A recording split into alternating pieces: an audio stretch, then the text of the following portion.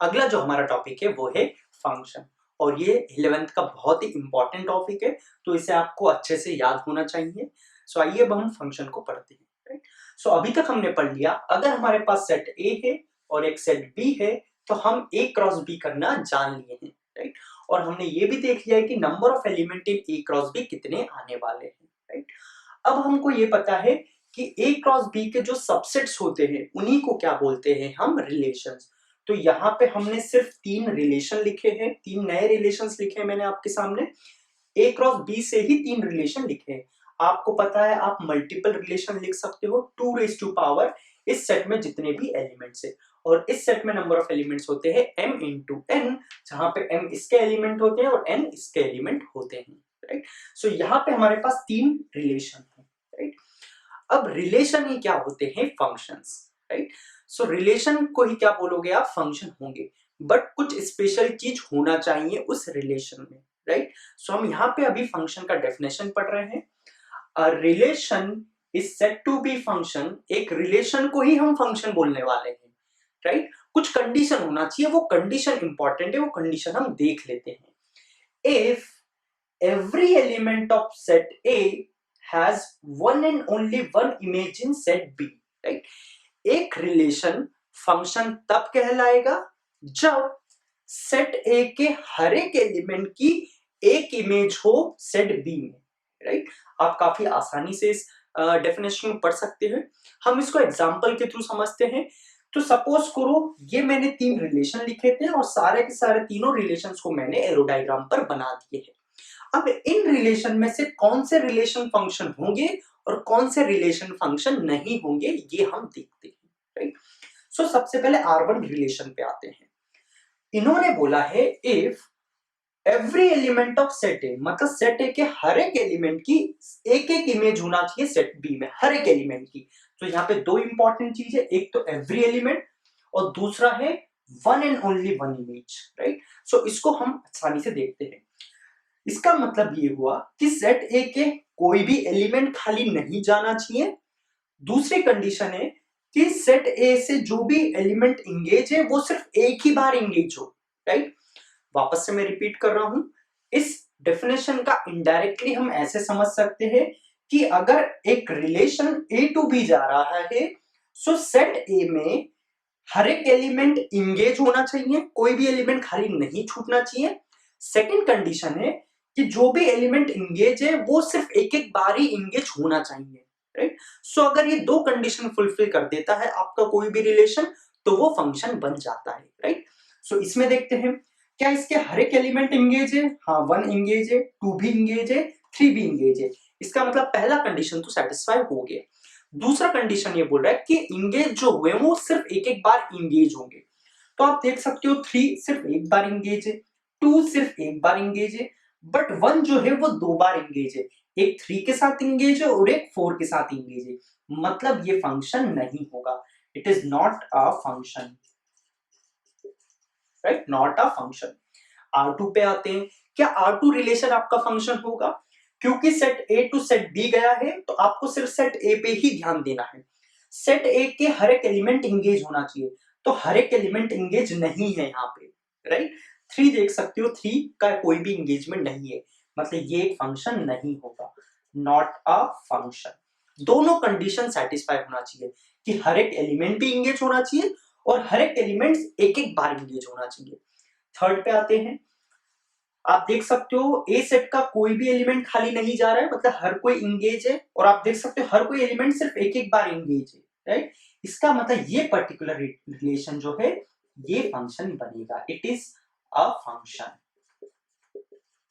Right, so relation ही क्या होते हैं, फंक्शन। सिर्फ 2 कंडीशन होना चाहिए, every element of set A has one and only one image in set B. उसी को, उस रिलेशन को क्या बोलेंगे हम, फंक्शन बोलेंगे।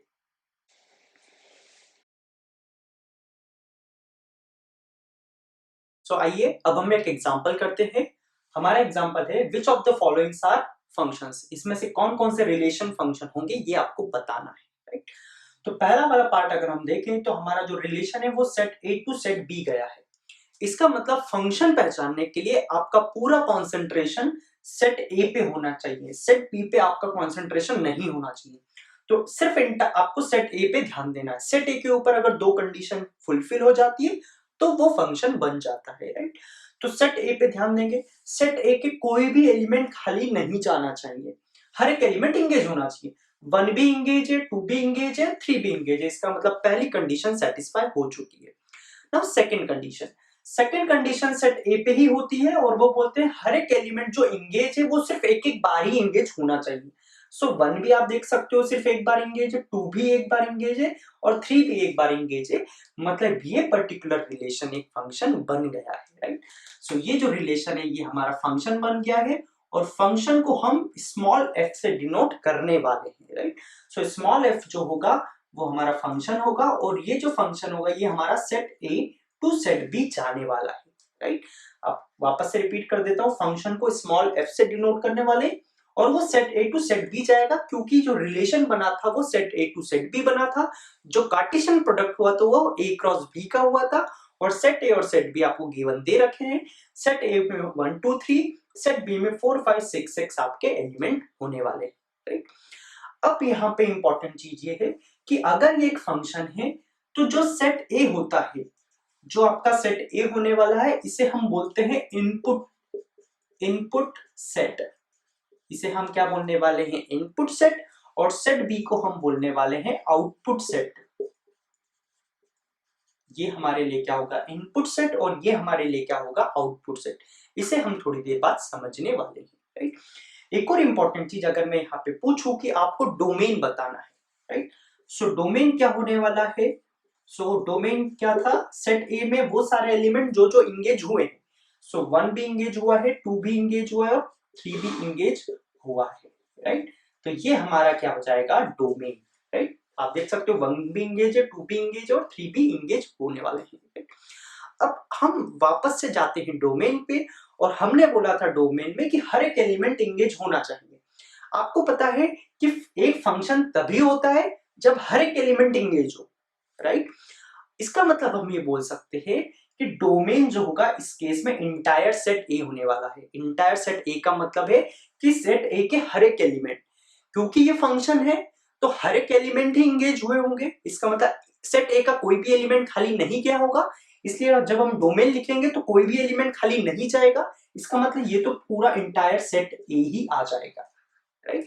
इसका मतलब ये हुआ कि फंक्शन में डोमेन आपका इंटायर सेट ए ही होता है, राइट। तो आपको ये नोट करके लिखना है, हम लिख लेते हैं। In case of function, in case of function set ए का मेरा यहाँ पे मतलब है जहां से इनपुट लिए गए होंगे, जहां से आपके एरो स्टार्ट हुए हैं। Set A is domain of that function, domain of that function, right. So ये एक इंपॉर्टेंट चीज है, यहाँ पे सेट ए का मेरा मतलब है जहां से इनपुट गए होंगे, राइट। सो ये आपका डोमेन है। कोडोमेन हमको आप पता है कि कोडोमेन तो एंटायर सेट बी ही होता है और रेंज होता है जो जो एलिमेंट इंगेज हुए होंगे। आपको पता है सेट बी में सिर्फ 5 ही इंगेज हुआ है, सो ये आपको हो जाएगा रेंज। सेकंड क्वेश्चन पे आते हैं। इस बार बी टू ए गए हैं तो इस बार डोमेन निकालने के लिए आपका पूरा कॉन्सेंट्रेशन सेट बी पे होना चाहिए। सेट बी के हर एक एलिमेंट इंगेज होना चाहिए, तो आप देख सकते हो 6 भी इंगेज और 7 भी इंगेज है। सो पहली कंडीशन सेटिस्फाई। सेकंड कंडीशन थी कि सिर्फ एक एक बार ही इंगेज होना चाहिए। 6 तो एक ही बार इंगेज है बट 7 जो है वो 2 बार इंगेज है, तो यहाँ पे सेकंड जो है वो क्रॉस हो गया है, तो ये जो होगा ये फंक्शन नहीं होगा। So it is not a function, not a function, right. Third पे आते हैं। थर्ड पे सेट ए पे ध्यान देना होगा क्योंकि ए टू बी गया है। ए के हर एक एलिमेंट इंगेज होना चाहिए। आप देख सकते हो एक भी एलिमेंट इंगेज नहीं है सिर्फ 1 को छोड़ के, और हर एक एलिमेंट एक एक बार इंगेज होना चाहिए। 1 यहाँ पे 3 बार इंगेज है, सो ये भी फंक्शन नहीं होने वाला है। सो यहाँ पे आपको खास ध्यान रखना है कि फंक्शन में जो डोमेन होता है वो इंटायर सेट ए बन जाता है, क्योंकि जो डेफिनेशन था फंक्शन का उसमें क्लियर कट बोल रखा है कि सेट ए के कोई भी एलिमेंट खाली नहीं जाना चाहिए। अगर कोई भी एलिमेंट खाली नहीं जाएगा तो डोमेन आपका पूरा इंटायर सेट ए बनने वाला है। तो अब हम देख लेते हैं कि फंक्शन जो होता है, फंक्शन एक बेसिकली मशीन की तरह ट्रीट करते हैं, राइट। सो फंक्शन को आप एक मशीन की तरह ट्रीट कर सकते हो। जैसे ये मैंने मशीन बनाया है, ये आपका एक फंक्शन है।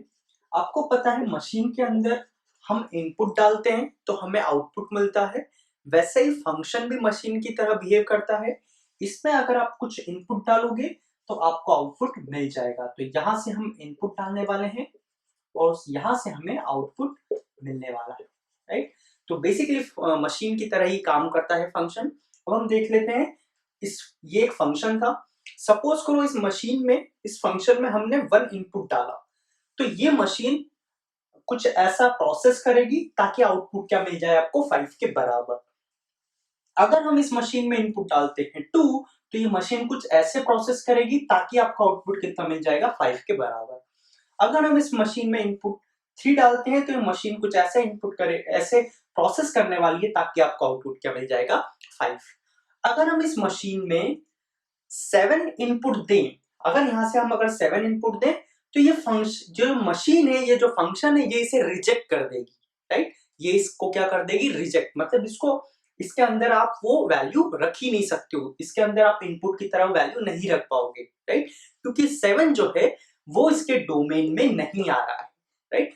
सो डोमेन को हम बोल सकते हैं कि डोमेन क्या होते हैं, वो सारी इनपुट वैल्यूज जो जो फंक्शन अलाउ करता है, राइट। डोमेन क्या होने वाला है, वो सारी इनपुट की वैल्यूज जो फंक्शन क्या करता है, अलाउड करता है, राइट। अब इसे हम लिखना भी सीख लेते हैं। सो हमने बोला अगर हम इनपुट देते हैं 1 तो हमें आउटपुट क्या मिलने वाला है 5। तो क्या हम ऐसा बोल सकते हैं, फंक्शन को हमने बोला था हम स्मॉल f से डिनोट करने वाले हैं कि f के अंदर अगर हमने इनपुट दिया 1 तो हमें आउटपुट कितना मिलने वाला है 5। तो इसे हम कैसे पढ़ेंगे, f of 1, f of 1 का वैल्यू कितना होगा 5 के बराबर। अगर आपने इनपुट दिया यहां से 1 तो आपको आउटपुट कितना मिलेगा 5 के बराबर, राइट। सो हमेशा याद रखिए फंक्शन में ये जो होता है ये इनपुट वैल्यू होती है और ये उसके करस्पॉन्डिंग आउटपुट वैल्यू होती है, राइट। अगर हम इनपुट देते हैं इस फंक्शन में 2, मतलब f of 2, तो f of 2 की वैल्यू कितनी होगी 5 के बराबर, राइट। वैसे अगर हम इनपुट देते हैं 3, तो जब 3 इनपुट है तो आउटपुट क्या आ रहा है 5, मतलब f of 3 का वैल्यू भी कितना हो जाएगा 5 के बराबर।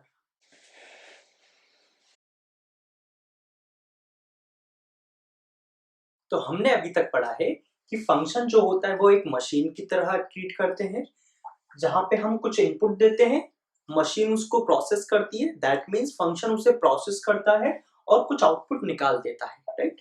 ऐसे भी कुछ वैल्यूज होती है जो ये मशीन या ये फंक्शन अलाउड नहीं करता है, वो सारी वैल्यूज हम डोमेन सेट में नहीं लेते हैं, राइट। अब हम देखते हैं कि ये हमारा एक फंक्शन है, set A to set B, आप देख सकते हो क्लियर कट ये एक फंक्शन है क्योंकि सेट ए के हर एक एलिमेंट इंगेज है और हर एक एलिमेंट एक एक बार इंगेज है, राइट। हमने यहाँ देखा था कि फंक्शन को हम f of a to b लिख सकते हैं, जहां पे सेट a को हम बोलेंगे इनपुट सेट और सेट b को हम बोलने वाले हैं आउटपुट सेट। इसका मतलब ये होता है कि जो भी इनपुट जाने वाला है वो सेट a के एलिमेंट्स जाने वाले हैं और जो भी आउटपुट जाने वाला है वो सेट b से जाने वाले हैं आपके आउटपुट, राइट।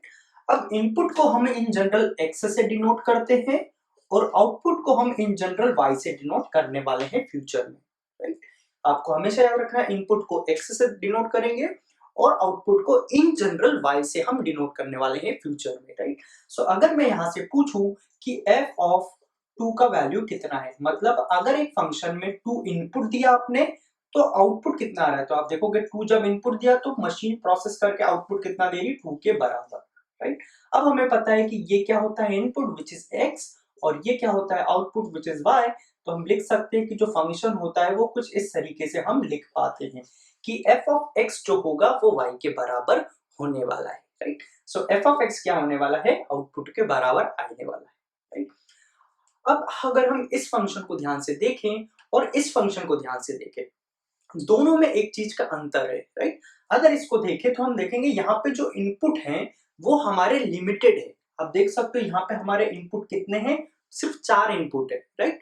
और ये चारों के चारों इनपुट आपके डिस्क्रीट इनपुट है, राइट, क्योंकि आपने डिस्क्रीट एलिमेंट लिए हैं, एक बार -1, एक बार 2, एक बार 3, एक बार 4 इनपुट्स दिए हैं, राइट।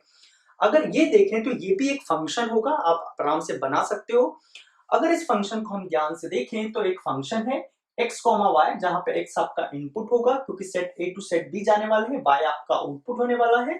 और एक्स और वाई में जो रिलेशन होगा कि वाई जो है वो एक्स के बराबर होगा और एक्स एंड वाई जो है दोनों के दोनों रियल नंबर को बिलोंग कर रहे हैं। इसका मतलब जो इनपुट है वो सारे के सारे रियल नंबर जाने वाला है और जो वाई वाला सेट है दैट मीन सेट बी, वो भी आपके सारे के सारे जो है रियल नंबर को बिलोंग कर रहे हैं। अब आप देख सकते हो कि आपका जो इनपुट है वो इनफाइनाइटली मेनी वैल्यूज है, रियल नंबर की वैल्यूज है, राइट। सो यहाँ पे अगर आप ध्यान से देखोगे, अगर हम इसका ग्राफ बनाना चाहें तो इसका ग्राफ किस टाइप से बनने वाला है, राइट। तो रियल नंबर तो हमको पता है इनफाइनाइट होते हैं, हम कुछ कुछ रियल वैल्यूज लेते हैं। अगर हमने x की वैल्यू ली 0 तो आपको पता है y जो होगा वो x के बराबर होने वाला है। मतलब अगर आपने इनपुट दिया 0 तो आपका आउटपुट भी कितना आएगा, 0, राइट। अब आपने ये कोऑर्डिनेट प्लेन बनाया है, कोऑर्डिनेट प्लेन पे आपको पता है ये आपकी x एक्सिस होती है और ये आपकी y एक्सिस होती है, राइट। तो आपको याद रखना x जो है वो आपका इनपुट है, मतलब यहां से आपको इनपुट देना है और y पे आपको क्या मिलने वाला है, आउटपुट, राइट। सो हम कुछ वैल्यूज के लिए बनाते हैं। सपोज करो हमने इनपुट दिया x इज इक्वल टू 1, सो ये रहा x इक्वल टू 1 पॉइंट। सो इसके करस्पॉन्डिंग y की वैल्यू भी कितनी आएगी, 1 के बराबर। सो ये यहाँ पे 1 है, इसका मतलब जब आपने इनपुट दिया 1 आपका आउटपुट भी कितना आया, 1 के बराबर। सो आपका 1,1 एक एलिमेंट बन जाएगा इस फंक्शन का, राइट। जब आपने इनपुट दिया 1 आपका आउटपुट भी कितना आने वाला है, 1, राइट। सो हमने यहाँ पे क्या बना दिया, एक के एलिमेंट बना दिया फंक्शन का, मतलब ये वाला पॉइंट इस फंक्शन को सेटिस्फाई करता है। वैसे ही अगर x की वैल्यू 0 रखेंगे, 0 भी रियल नंबर है, y की वैल्यू भी 0 आ जाएगी, वो भी एक रियल नंबर है, मतलब 0,0 भी इसको सेटिस्फाई करेगा, राइट। सो 1,1 में 1 जो है पहला वाला x कोऑर्डिनेट वो होगा आपका इनपुट और जो दूसरा वाला होगा वो होगा आपका आउटपुट, क्योंकि आउटपुट जो है वो y एक्सिस पे आता है, राइट। वैसे ही अगर आप इनपुट दोगे -1 जो कि एक रियल नंबर है, आउटपुट भी कितना आएगा, -1, मतलब ये वाली वैल्यू भी सेटिस्फाई कर रही है। 2,2 भी सेटिस्फाई करेगी, -2, -2 भी सेटिस्फाई करने वाली है। इवन हाफ कॉमा हाफ भी सेटिस्फाई करने वाला है। हाफ इनपुट लिया जो कि रियल नंबर होता है, पाई भी आपको आउटपुट मिल जाएगा। √2, भी सेटिस्फाई करेगा, ये वाला पॉइंट भी सेटिस्फाई करेगा। आप देखोगे हर एक पॉइंट इस वाली पर्टिकुलर लाइन पे सारे के सारे पॉइंट जो हैं आपके इस फंक्शन को सेटिस्फाई करने वाले हैं, राइट। तो हम इन, आपको पता है कलेक्शन ऑफ, अगर इन पॉइंट्स को हम डॉट सारे के सारे कलेक्शन ऑफ पॉइंट से अगर कुछ बनाएंगे तो यहाँ पे एक स्ट्रेट लाइन बनेगी।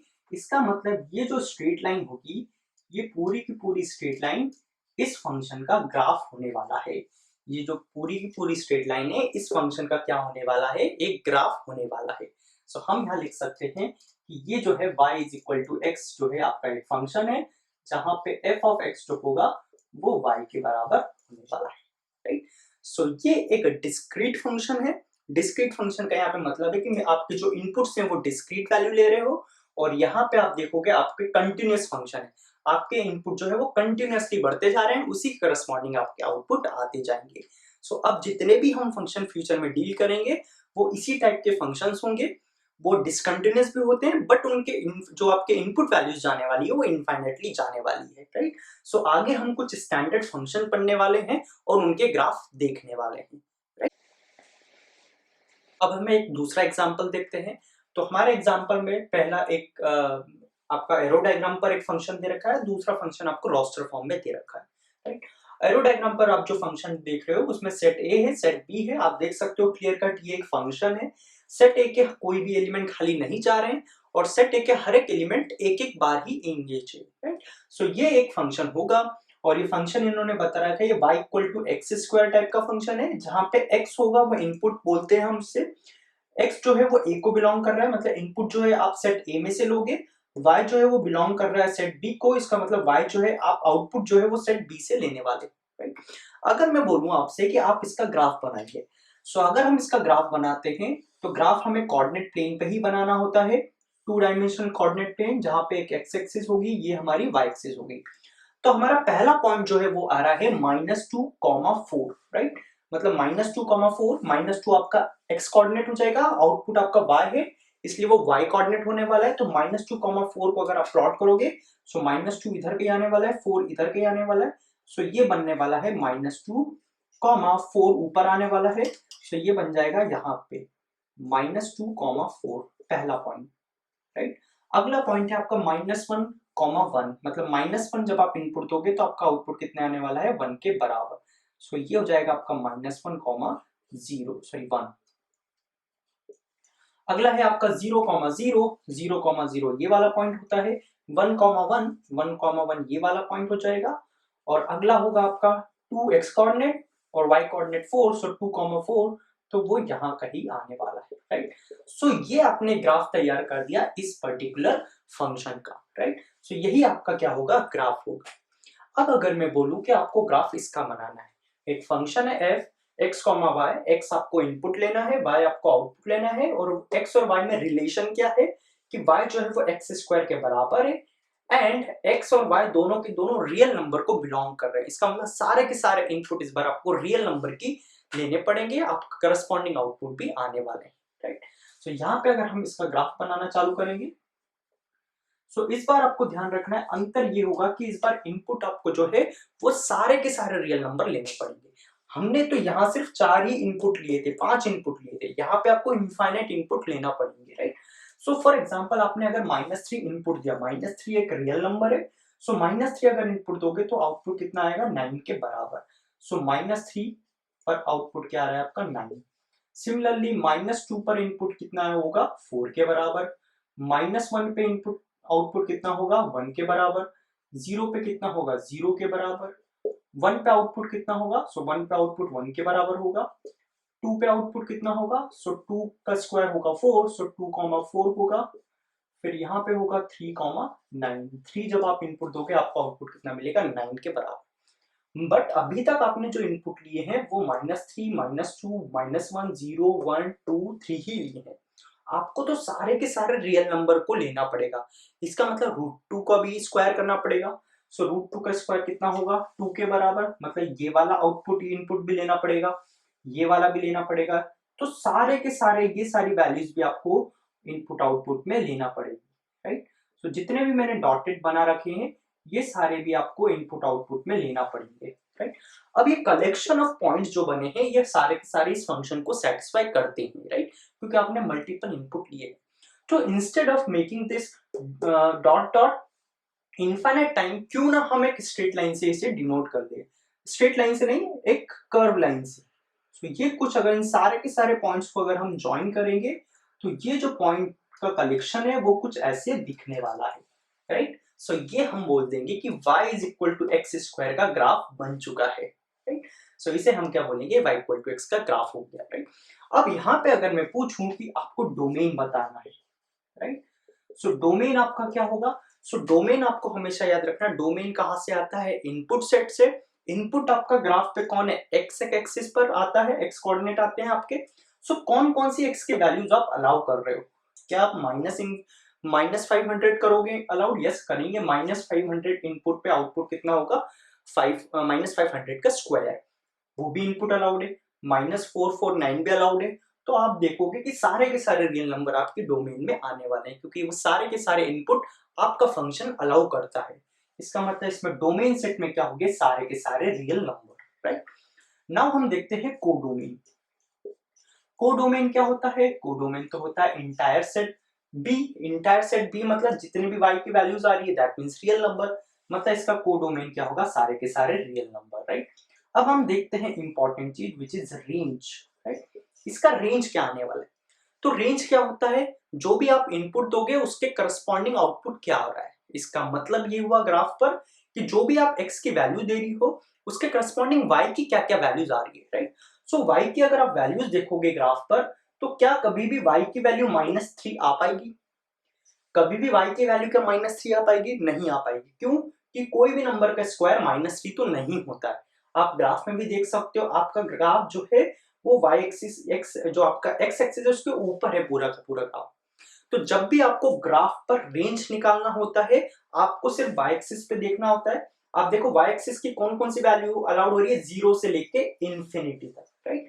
सो हम यहाँ लिख सकते हैं 0 से लेकर इंफिनिटी तक के सारे नंबर्स, राइट, जहां पे 0 को आपको इंक्लूड करना है। आई होप ये आपको क्लोज ब्रैकेट का मीनिंग पता हो, और इंफिनिटी तो होता ही नहीं है कभी एंड, इसलिए वहां पे ओपन ब्रैकेट लगाएंगे और इसके बारे में ज्यादा हम इनइक्वालिटी चैप्टर नाम में पढ़ने वाले हैं। सो रेंज यहाँ पे क्या आने वाला है, 0 से लेके इंफिनिटी तक के सारे नंबर उनके बीच के इंक्लूडिंग 0, राइट।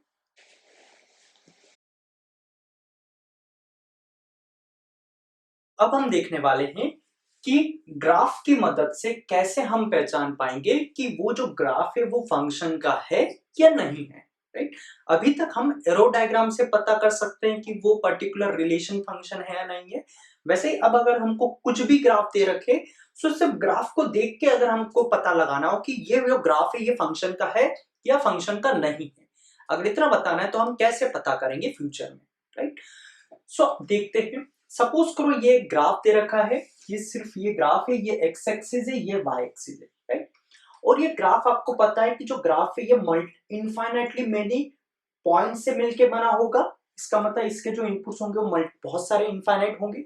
वैसे इसके आउटपुट भी इनफाइनाइट आने वाले हैं क्योंकि जो कलेक्शन ऑफ पॉइंट्स होने वाला है वो इनफाइनाइट होने वाला है, राइट। सिर्फ मैं 2 पॉइंट में इंटरेस्टेड हूं कि जब आपने इनपुट दिया 1 उस टाइम पे आपका आउटपुट कितना आ रहा है। इसको अगर हम एरो डायग्राम पे बनाए, इसका मतलब इसी ग्राफ को सिर्फ इन दोनों पॉइंट को अगर सिर्फ एरो डायग्राम पे बना के देखें, थोड़ा हम देखने की कोशिश करते हैं, राइट। तो हमको सिर्फ इंटरेस्ट है जब आपने इनपुट दिया है 1, आपको पता है यहाँ बहुत सारे इनपुट दिए गए होंगे, बट जब सिर्फ इनपुट दिया होगा 1, आप देख सकते हो कि जब इनपुट 1 दिया होगा उस टाइम पे आउटपुट कितना आ रहा है 1। सो इसका मतलब 1 जो है वो रिलेट कर रहा होगा 1 को। अगेन इसी के पैरेलल अगर ऊपर आप जाओगे तो जब इनपुट आप x इक्वल टू 1, ये वाला पॉइंट है, सो जब x इक्वल टू 1 इनपुट दिया होगा उस टाइम पे एक और आउटपुट आ रहा है 2। इसका मतलब एक और 1 इनपुट पे एक और आउटपुट आ रहा होगा 2। आप इसको आराम से देख सकते हो, जब 1 इनपुट था तो आपको आउटपुट 1 भी मिल रहा है और 1 पे आपको 2 भी मिल रहा है। इसका मतलब कुछ इस टाइप की सिचुएशन मिली होगी आपको एरो डायग्राम पर, राइट। अब मैं ये पूछूं क्या ये फंक्शन का एरो डायग्राम होगा, तो नहीं होगा। क्यों? क्योंकि एक एलिमेंट की दो दो इमेज आ चुकी है और हमें फंक्शन की कंडीशन में बोला था कि एक एलिमेंट की एग्जैक्टली एक इमेज आना चाहिए, राइट। मगर यहाँ तो दो दो आ रही है, मतलब ये ग्राफ जो है ये फंक्शन का ग्राफ नहीं हुआ है, right. So it is not a function, not a function मतलब ये जो ग्राफ था ये फंक्शन का ग्राफ नहीं हुआ। अगर इसी बात को हम जनरलाइज करें तो आप देख सकते हो हमने ये क्या किया, हमने एक line parallel to Y axis बनाई है। आप देख सकते हो ये वाई एक्सिस है, अगर पैरेलल टू वाई एक्सिस हमने एक लाइन बनाई है, अगर ये एक से ज्यादा पॉइंट पे इंटरसेक्ट कर गई, एक से ज्यादा का मतलब देखो एक पॉइंट और ये दूसरी पॉइंट, 2 पॉइंट पे इंटरसेक्ट कर गई, किसको? ग्राफ को करना चाहिए, एक्सिस को नहीं, एक्सिस को तो अलग से कर रही है वो।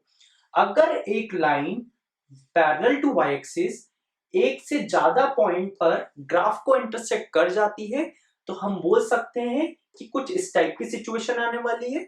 और इस टाइप की अगर सिचुएशन आएगी इसका मतलब क्या होगा कि वो फंक्शन नहीं होने वाला है, राइट। सो आपको चेक कैसे करना होता है, ड्रॉ लाइंस पैरेलल टू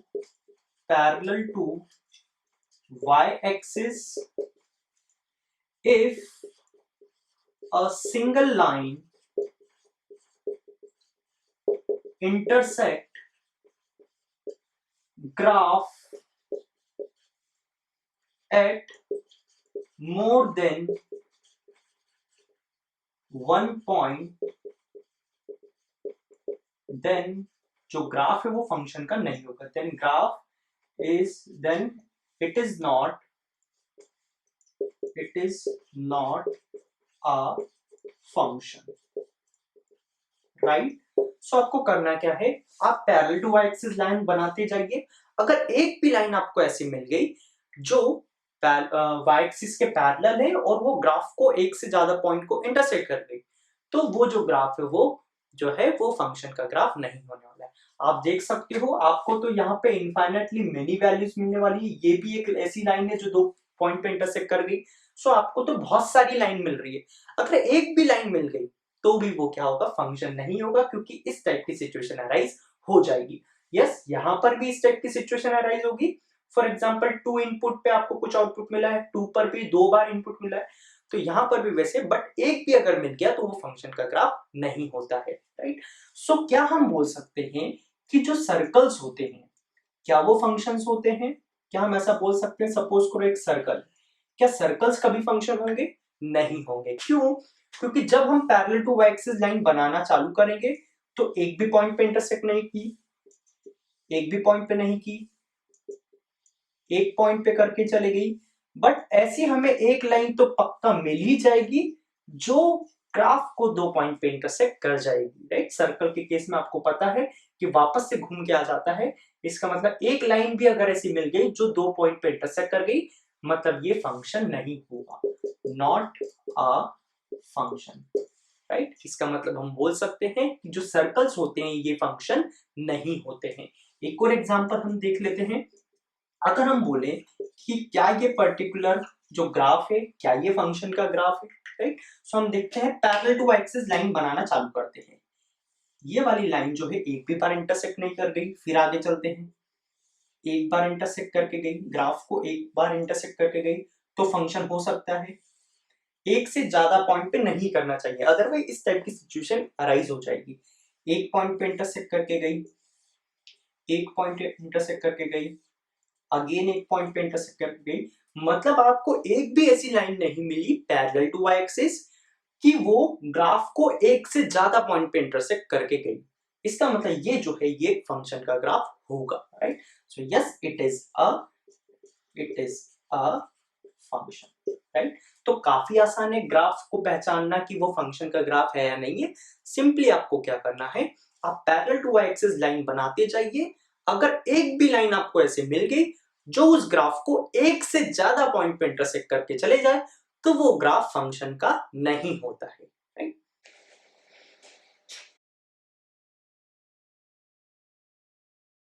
सो हमारा जो क्वेश्चन है वो हमसे बोल रहा है कि ये जो ग्राफ है क्या ये ग्राफ फंक्शन का ग्राफ है या नहीं है, और अगर है या नहीं है तो आपको बताना है इसका डोमेन और रेंज, राइट।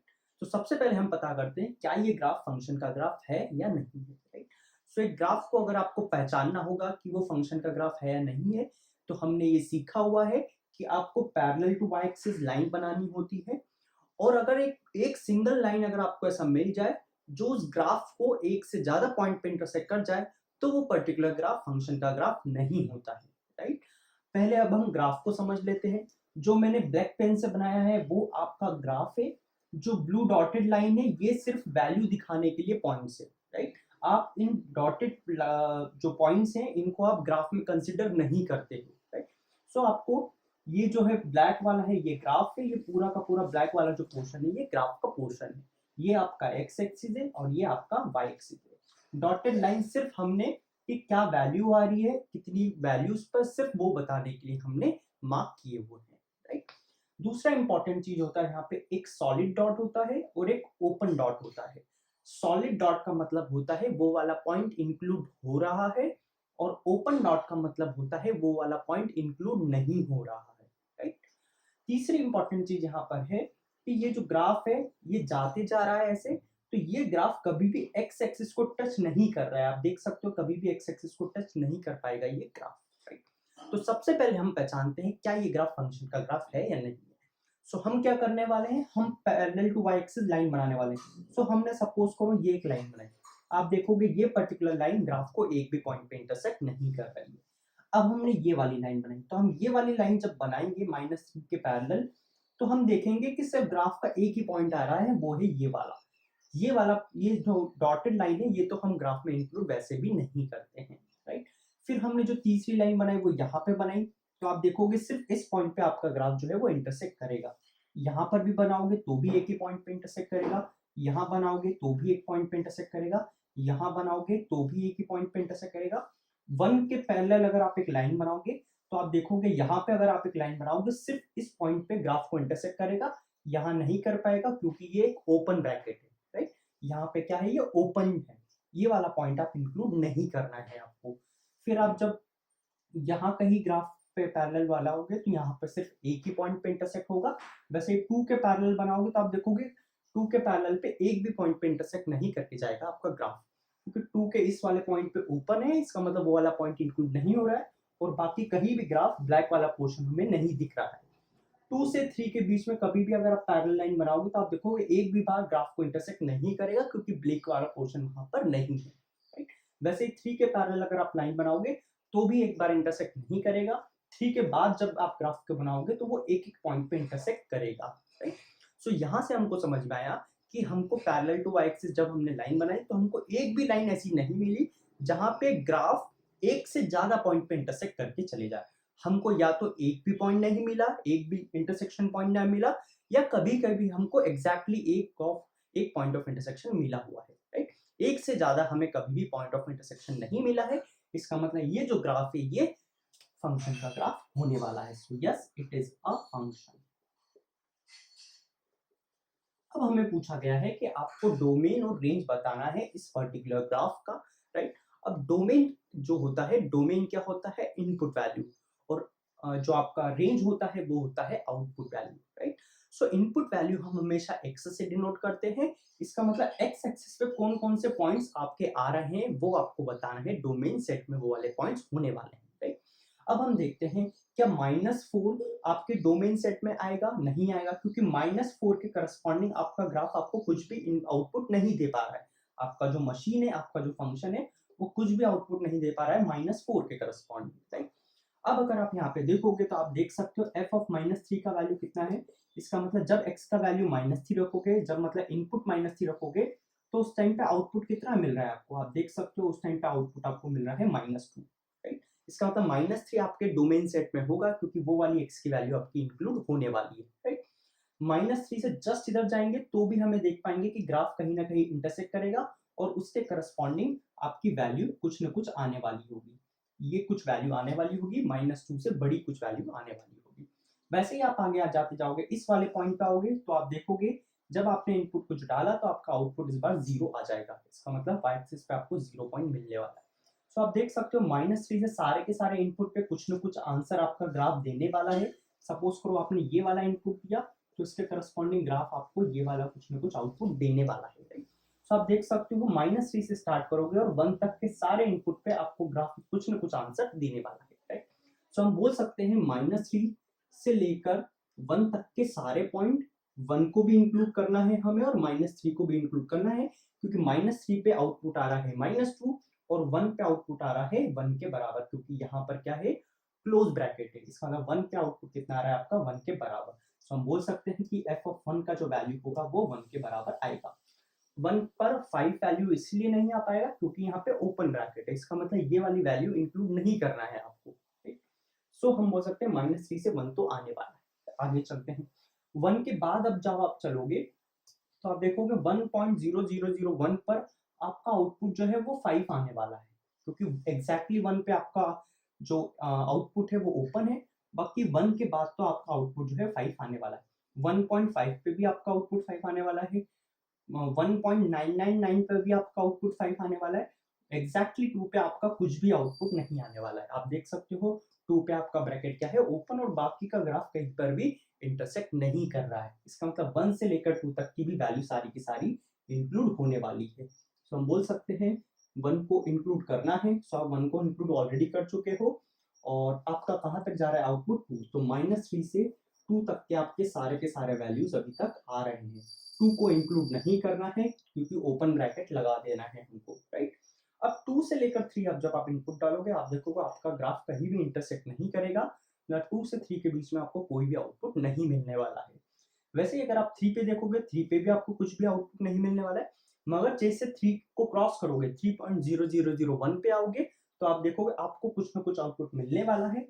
इस वाले इनपुट पे आपको ग्राफ यहाँ पे इंटरसेक्ट कर रहा है तो आपका वाई एक्सिस पे कुछ ना कुछ आउटपुट आने वाला होगा, राइट। सो 3 के बाद आप देखोगे हर एक इनपुट पे कुछ ना कुछ आउटपुट आपका आने वाला होगा, राइट।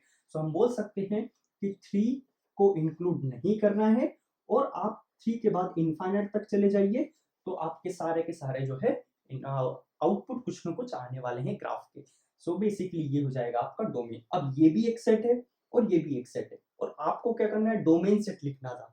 डोमेन सेट का मतलब है ये वाला सेट भी होना चाहिए उसमें एंड ये वाला सेट भी आपका होना चाहिए, दोनों के दोनों सेट होना चाहिए। इसका मतलब हम इसको यूनियन करके लिख सकते हैं। यूनियन हो जाएगा ये और ये आपका हो जाएगा domain set. So this is your domain. Domain set का मतलब है कौन कौन सी x की वैल्यू इंक्लूड हो रही होंगी। सो -3 से 2 के बीच के सारे नंबर इंक्लूडिंग -3, बट 2 को एक्सक्लूड करना है आपको, और फिर 3 से लेकर इन्फिनिटी तक के सारे x की वैल्यू पे कुछ ना कुछ आपका ग्राफ आउटपुट आपको जरूर दे देगा। तो ये आपका हो गया है डोमेन सेट, राइट। अब हम आते हैं रेंज पर। सो रेंज क्या होने वाली है इस केस में? सो रेंज आपको मिलती है हमेशा वाई एक्सिस पर, राइट। रेंज आपको जब भी देखना होगा तो आप किस पे फोकस करोगे? वाई एक्सिस, मतलब वाई एक्सिस पे क्या क्या वैल्यूज आ रही हैं, राइट। आपको हमेशा -इन्फिनिटी से नीचे से स्टार्ट करना होगा। जैसे डोमेन निकालते वक्त हमने इधर से गए हैं, हम लेफ्ट साइड से गए हैं, वैसे रेंज निकालते वक्त आपको नेगेटिव एक्सिस से ऊपर जाते रहना है। आप देखोगे नेगेटिव एक्सिस से जब जब ऊपर जाएंगे तो आपको एक -2 आउटपुट मिलेगा, आपको ये वाला आउटपुट मिलेगा। तो आप देख सकते हो -2 से 4 के बीच के सारे आउटपुट आपको मिल जाएंगे कुछ न कुछ इनपुट पर। तो हम लिख सकते हैं यहाँ पे जो हमारा रेंज होगा, रेंज में हमारे पास -2 आउटपुट आ रहा है और -2 से 4 के बीच के सारे नंबर आ रहे हैं, 4 भी इंक्लूड हो रहा है। आप देख सकते हो 4 भी आपका आउटपुट आ रहा है, राइट। सो आप देख सकते हो 0 भी आएगा। 0 कब आएगा? जब आप इनपुट ये वाला पॉइंट दोगे। ये वाला कब आएगा? जब आप इनपुट ये वाला दोगे और ये वाला पॉइंट दोगे, राइट। सो हम बोल सकते हैं -2 से 4 के बीच में सारे के सारे आउटपुट हमारे आ रहे हैं, राइट। अब हम देखते हैं 4 के बाद जब आप आओगे 4.5 का, आपका आउटपुट कभी भी नहीं आ पाएगा। आप देखोगे 4.5 कभी भी आपका आउटपुट नहीं आ पाएगा। 5 आपका आउटपुट आने वाला है, तो एक पॉइंट हो गया 5, सिर्फ अकेला सिंगल पॉइंट मिला हमें 5, तो हम कर्ली ब्रेसेस का यूज करने वाले हैं, राइट। आप देखोगे ये वाला आउटपुट, अगर मैं पूछूं 0.5 आउटपुट किस किस इनपुट के करस्पॉन्डिंग आने वाला है, तो आप देखोगे एक इस वाले इनपुट के करस्पॉन्डिंग आने वाला है, एक इस वाले इनपुट के करस्पॉन्डिंग आने वाला है। जब आप ये वाला इनपुट दोगे तो आपको आउटपुट जो है 0.5 मिल जाएगा। आप ये वाला इनपुट दोगे तो उस टाइम पे भी आपको आउटपुट क्या मिल जाएगा? 0.5 आउटपुट मिल जाएगा, राइट। सो हम बोल सकते हैं कि ये हमारा रेंज होने वाला है। अगेन हम यूनियन लगाने वाले हैं क्योंकि हम को ये वाला सेट भी में भी इंटरेस्ट है और ये वाले सेट, ये दोनों ही मिला के आपका रेंज जो है वो बना पाएंगे। सो आपको हमेशा ध्यान रखना है डोमेन आपका निकलता है एक्स एक्सिस से और रेंज आपका निकलता है वाई एक्सिस पे। वाई एक्सिस पे जो जो भी पॉइंट ग्राफ में आ रहे होंगे वो आपके डोमेन सेट में रेंज सेट में होंगे, और एक्स एक्सिस पे जो भी होंगे वो आपके डोमेन सेट में होने वाले हैं।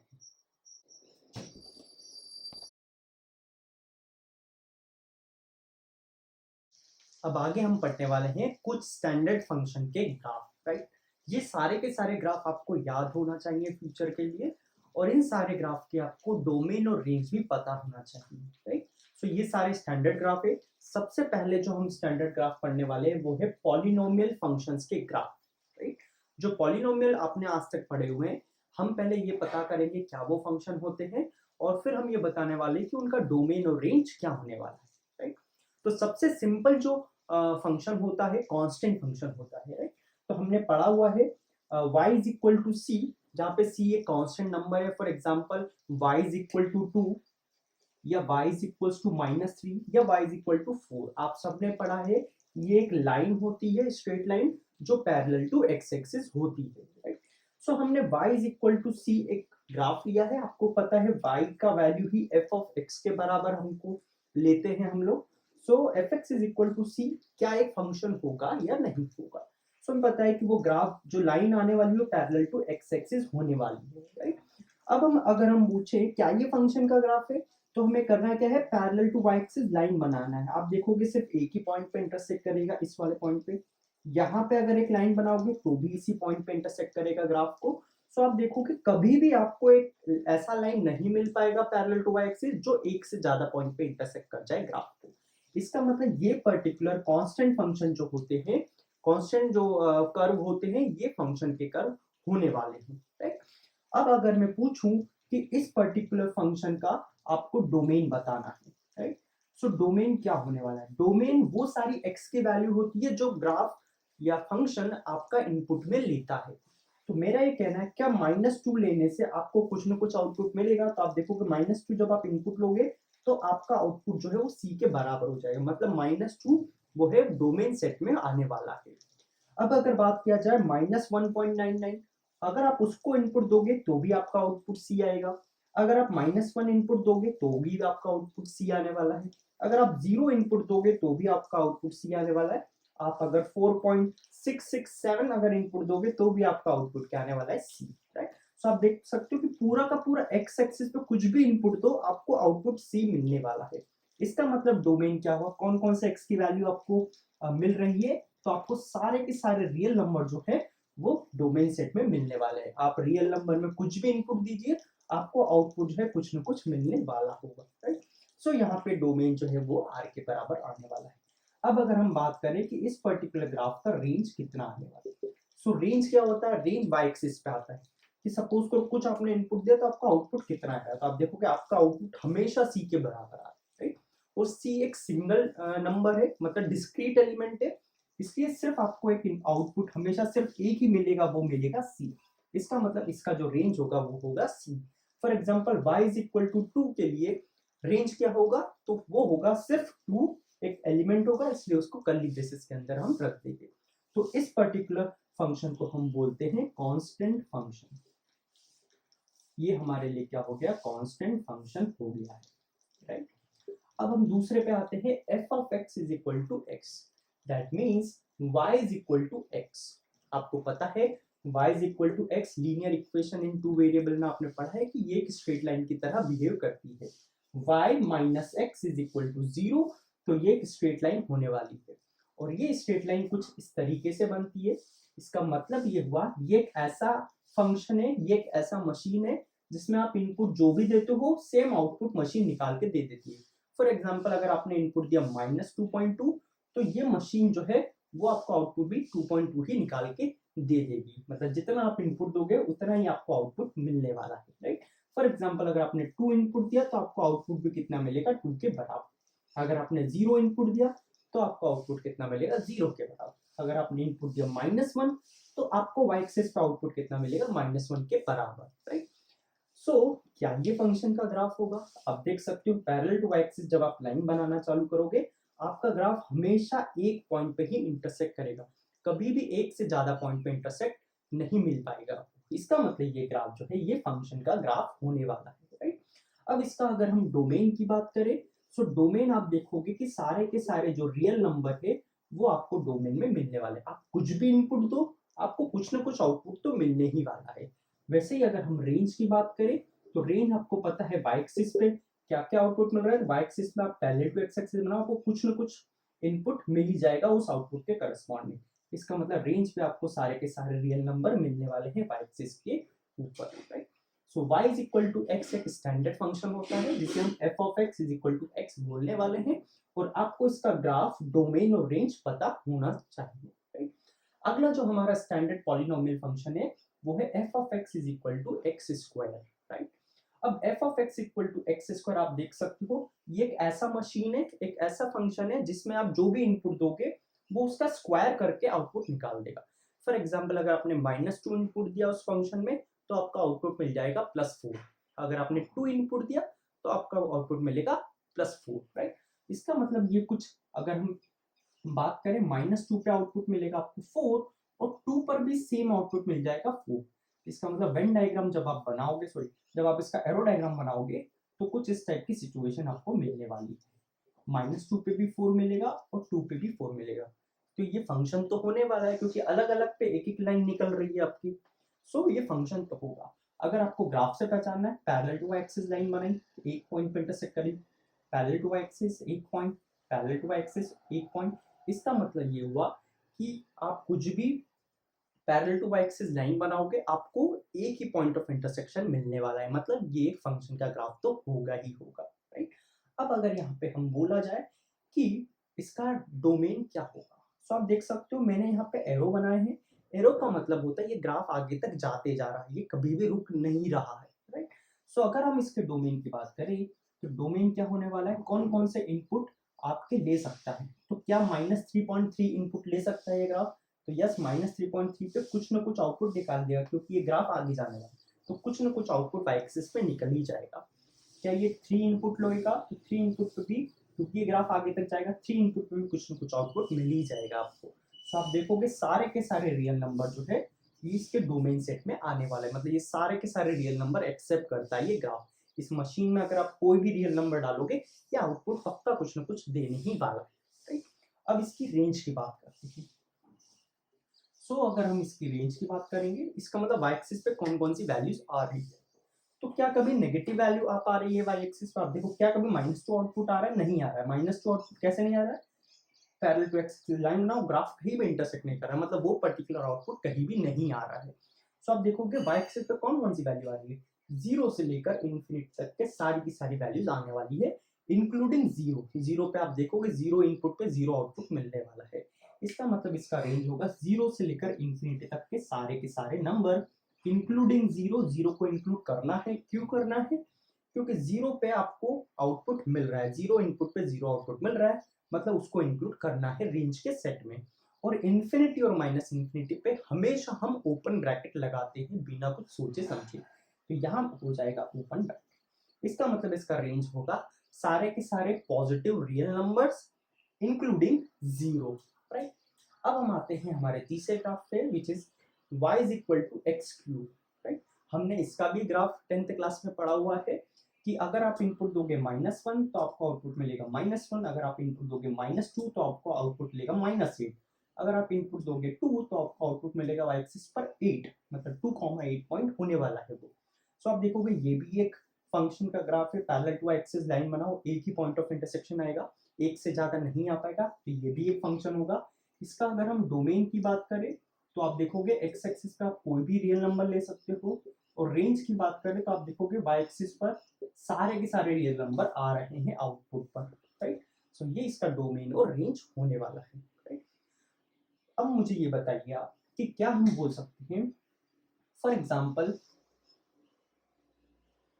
क्या सारी की सारी स्ट्रेट लाइन फंक्शन होती है, मेरा क्वेश्चन है क्या सारी की सारी स्ट्रेट लाइन फंक्शन होती है। तो हम एक स्ट्रेट लाइन पे आते हैं जो पैरेलल टू वाई एक्सिस होती है। आपको पता है ये भी एक स्ट्रेट लाइन है जिसका x इज इक्वल टू 2, तो क्या सारी की सारी स्ट्रेट लाइन फंक्शन होगी, तो हम बोलेंगे ये वाली स्ट्रेट लाइन जो है ये फंक्शन नहीं होने वाली, क्योंकि जब हम parallel to Y axis line बनाना चालू करेंगे और जब इसी लाइन पे आ जाएंगे तो आप देखोगे मेरी जो parallel to Y axis line है वो इस पर्टिकुलर फंक्शन, इस पर्टिकुलर ग्राफ को इनफाइनेटली मेनी पॉइंट पे इंटरसेक्ट करेगी। इसका मतलब हम बोल सकते हैं कि हर एक ग्राफ जो होता है वो हर एक स्ट्रेट लाइन जो होती है वो फंक्शन की नहीं होती है।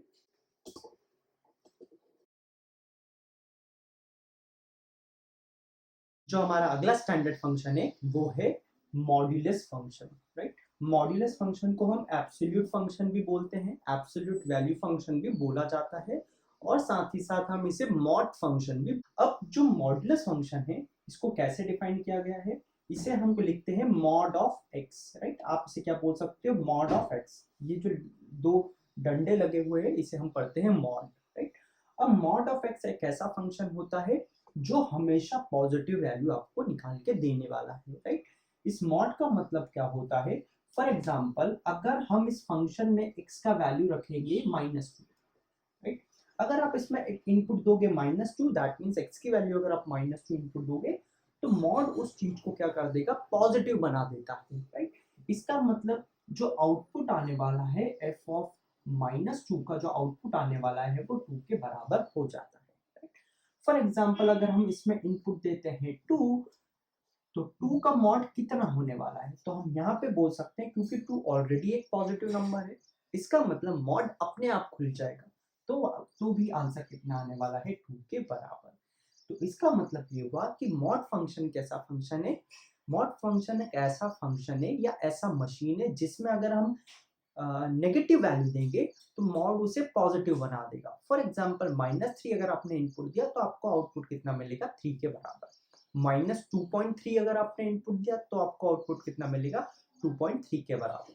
और अगर आपने एक पॉजिटिव वैल्यू इनपुट में दिया है तो मॉड उसे अपने आप निकाल देगा, मतलब क्योंकि अगर वो ऑलरेडी पॉजिटिव था तो उसे अपने आप निकाल देगा। फॉर एग्जाम्पल अगर आपने इनपुट दिया √2 तो आउटपुट आपको √2 ही मिलने वाला है, राइट। सो हम ऐसा बोल सकते हैं कि अगर x की वैल्यू पॉजिटिव हुई, 0 इनपुट पे तो 0 आउटपुट मिलेगा, क्योंकि 0 जो है नाइदर पॉजिटिव नॉन नेगेटिव होता है, तो 0 इनपुट पे तो 0 ही आपको आउटपुट मिलने वाला है, राइट।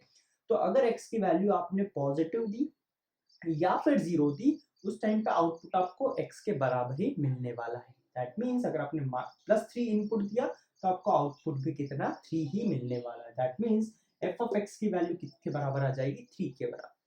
अगर आपने इनपुट एक नेगेटिव नंबर दिया that means x is less than 0, अगर आपका इनपुट जो है वो लेस देन 0 है तो आपको आउटपुट कितना मिलेगा माइनस ऑफ एक्स के बराबर। फॉर एग्जांपल अगर आपने इनपुट दिया -4, क्योंकि -4 लेस देन 0 है, सो आपका आउटपुट कितना मिलेगा माइनस ऑफ -4, क्योंकि x का वैल्यू आपका इस केस में कितना था -4, और माइनस ऑफ -4 कितना हो जाएगा +4। इसका मतलब मॉड ऑफ x की वैल्यू कितनी आ जाएगी +4। सो जिस तरीके से हमने इस फंक्शन को डिफाइन किया है, इस तरीके को इस फंक्शन को इस तरीके से डिफाइन करने को बोलते हैं हम पीस वाइज फंक्शन, राइट। इसका मतलब सिर्फ इतना सा है कि इस फंक्शन को मैंने पीस वाइज फंक्शन की तरह लिख दिया है, राइट। सो ये पीस वाइज फंक्शन की तरह हमने लिखा हुआ है और मॉड फंक्शन आपका ऐसा कुछ बनने वाला है, राइट। अगर हम मॉड फंक्शन का ग्राफ बनाने की कोशिश करें तो for x greater than equal to 0, जब x का वैल्यू पॉजिटिव है और इक्वल टू 0 है तो वो कैसे बिहेव कर रहा है y is equal to x की तरह, right. y is equal to x की तरह बिहेव कर रहा है। तो y इक्वल टू x हमें पता है इस तरीके की लाइन होने वाली है। नेगेटिव पोर्शन में इसलिए नहीं जा रहे क्योंकि x लेस देन 0 की बात नहीं की हुई है। x लेस देन 0 ये वाली एक्सिस होगी। जब x की वैल्यू लेस देन 0 होगी उस टाइम पे आपका फंक्शन किस तरीके से बिहेव कर रहा है -x, मतलब आपने अगर -2 इनपुट दिया तो आपको आउटपुट कितने मिलेगा +2। इसलिए ये ग्राफ ऐसा कुछ हो गया है, राइट। सो ये वाली लाइन जो होगी ये y इक्वल टू x होगी और ये वाली लाइन जो होगी ये y इक्वल टू -x होने वाली। सो ये मॉड ऑफ x के बारे में है। मॉड ऑफ x हम आपको हमेशा पॉजिटिव वैल्यू निकाल के देता है, राइट। दूसरी इंपॉर्टेंट चीज, जो मॉड फंक्शन होता है इसके बारे में बहुत सारे क्वेश्चन पूछे जाते हैं और इसके कई वैरायटी ऑफ क्वेश्चन होते हैं, मॉडिफिकेशन होते हैं ग्राफ्स में। ये सब हम IIT जेईई की तैयारी करते हुए पढ़ेंगे। एनसीईआरटी या सीबीएसई के लिए हमने जितना पढ़ा उतना सफिशिएंट है।